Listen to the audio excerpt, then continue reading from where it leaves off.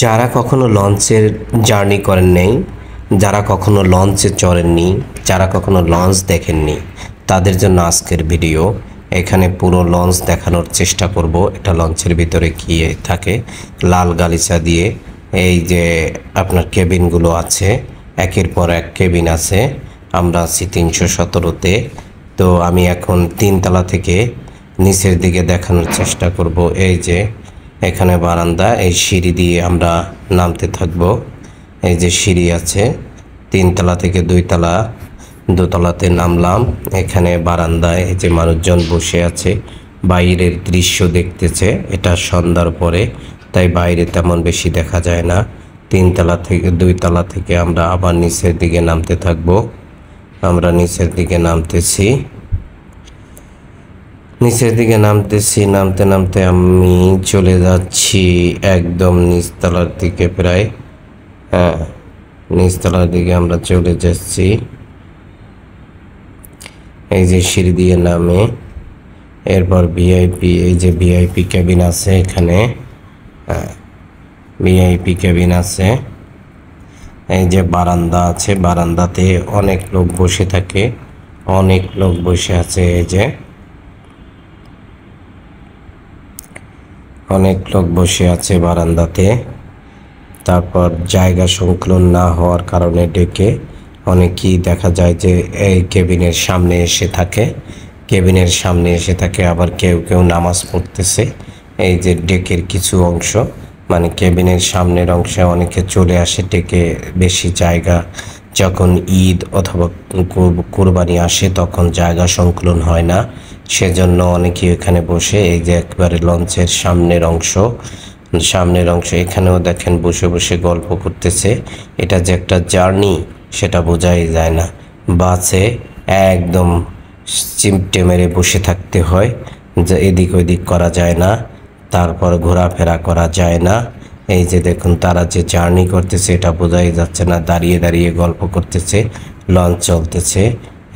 এই যে এরপর আমরা চলে যাচ্ছি ডেকের দিকে। নিচতলাতে পুরাটাই থাকে ডেক।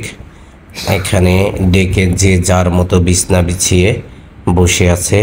কেউ কেউ খাবার খাওয়ার প্রস্তুতি নিচ্ছে, কেউ কেউ খাবার খাওয়ার প্রস্তুতি নিচ্ছে। এর মধ্যে আবার এই লঞ্চটাতে একটু আলাদা আছে, সেটা হচ্ছে ডেকের ভিতরে কিছু অংশ আছে চেয়ার কোচ। এই চেয়ার কোচের বসে আছে এরা। এখানে যেন 4-5টা বাসের সমান লোক বসে আছে, সিট দেওয়া আছে, চেয়ার কোচ দেওয়া আছে, এখানে বসে আছে। আবার এই পাশে সিট দেওয়া আছে, বসে আছে। কেউ কেউ আবার বিছনা বিছিয়ে বসে আছে, কারণ এই চেয়ারে বসলে গরমের সময় অনেক গরম লাগে। তাই এখন আমি আবার 2তলার যে ডেকটা আছে সেখানে ওঠার চেষ্টা করতেছি। এটাও এই অংশটা পুরো ডেক, আর সামনের অংশ কেবিন থাকে। এই যে ডেকে মানুষ বিছনা বিছিয়ে বসে আছে, বিছনার চাদর। কেউ কেউ এখানে গল্প করে, বিভিন্ন গল্প করতে করতে চলে যায়। খাবার নিয়ে আসছে, অনেকেই খাবার খাওয়ার চেষ্টা করবে, কেউ কেউ মোবাইল দেখতেছে। এরপর আমি ছাদের দিকে চলে যাচ্ছি। অন্ধকার রাত, তাই একটু অন্ধকার মনে হচ্ছে। আসলে ছাদে কিছুই দেখা যাবে না, দিনের আলো হলে এই ছাদ থেকে সব কিছুই দেখা যেত। এমনকি সমুদ্র, মানে নদী যেটা আছে, বড় নদী, সব কিছুই এখান থেকে দেখা যেত। অন্ধকার যেহেতু দেখা যাচ্ছে না, তাই আমি তাড়াতাড়ি নিচের দিকে নেমে যাব আপনাদেরকে আরও কিছু দেখানোর জন্য। আমি যেখান থেকে আসছি সেই দিকে যাওয়ার চেষ্টা করব। আমাদের যদি আরও কিছু চোখে বাঁধে সেগুলো আমরা দেখব। এই যে এখানেই আমাদের এই সোজা কেবিন ছিল, কেবিন ছিল ওই যে কেবিন। এখানে একটা গেট দিয়ে আটকানো, যার জন্য আমি এখান দিয়ে যেতে পারছি না। এখন আমি নিচের দিকে নামতেছি। নিচের দিকে নেমে আমি চলে যাব আবার 2তলায়, 2তলা থেকে 3তলা আমাদের কেবিনের দিকে। এই যে দেখুন, যারা কখনো লঞ্চে উঠেন নাই তারা দেখতে পারেন লঞ্চের আসলে জার্নিটা কীরকম। যে যার মতো গল্প করতেছে, দাঁড়িয়ে বসে শুয়ে গল্প করতেছে, কেউ খাইতেছে। এইভাবেই সময়টা চলে যায়, যার জন্য মনেই হয় না যে আমি কোনো জার্নি করতেছি।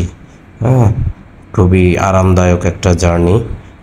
সবাই বসে আছে। এখন একটু ঈদের সময়, তাই অনেক ভিড়। অন্যান্য সময় এত ভিড় থাকে না, তখন আরও উপভোগ্য হয়ে ওঠে। তখন দেখা যায় যে আপনার মতো আপনি হেঁটে বেড়াবেন, অত বেশি লোক থাকে না। আর এখন একটু ঈদের সময় তাই একটু বেশি থাকে। তারপরও পদ্মা সেতু হওয়ার কারণে এখন লোকের সংখ্যা কমে গেছে।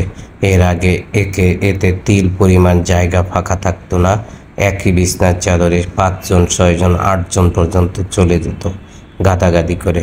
এখন আর সেই ভিড়টা হয় না, এখন অনেক কম হয়। তাই যারা যারা লঞ্চে এখন ভ্রমণ করবেন, আরামদায়ক ভ্রমণ, কারণ এত লোকের আর সমাগম হয় না।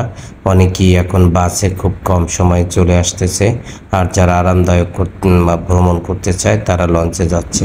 এই যে বারান্দাতে সিট দেওয়া আছে, সিটে বসে আছে, আবার বেসিন আছে, এখানে হাত পা ধোয়া যায়, উজু করা যায়, ওয়াশরুম আছে। এখন আমি 3 তলার দিকে উঠতেছি, 2 তলা থেকে 3 তলার দিকে উঠতেছি। এই যে লাল গালিচা বিছানো আছে, হ্যাঁ, এখান থেকে এই যে আমাদের কেবিনের দিকে আমরা যাচ্ছি, হ্যাঁ, কেবিনের দিকে যাচ্ছি। 317 নম্বরে আমরা এসেছিলাম।